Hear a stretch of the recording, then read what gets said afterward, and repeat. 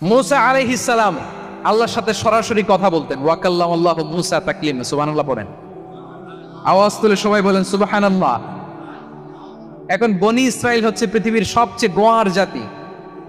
তারা বলে, মুসা তুমি যে আল্লাহর সাথে কথা বলো আমরা তো দেখি না, তুমি যে কথা বলো আমরা তো শুনি না, তো কি করতে হবে? বনি ইসরাইল বলে, আমাদের মধ্য থেকে 70 জন নিয়ে যাইতে হবে তোর পারে। ওরা আইসা যদি কয় হ্যাঁ আমরা শুনছি, তাহলে বিশ্বাস করি। কত বড় ডাকাত দেখছেন বনি ইসরাইল। এদের চেয়ে গোয়ার জাতি নাই। এত গোয়ার তুমি করেছো মুসা আলাইহিস সালাম।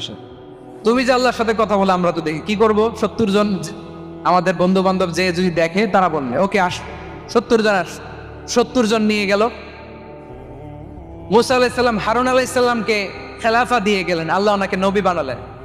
মুসা আলাইহিস সালাম বললেন, হারুন খবরদার, বনি ইসরাইলের মধ্যে তাওহীদের বাণী প্রচার করবা, ঐক্য ধরে রাখবা, বিচ্ছিন্ন হতে দিবা না। চলে গেছে। এইদিকে বনি ইসরাইলের এক দুষ্ট লোক ছিল, নাম সামিরি। কি নাম?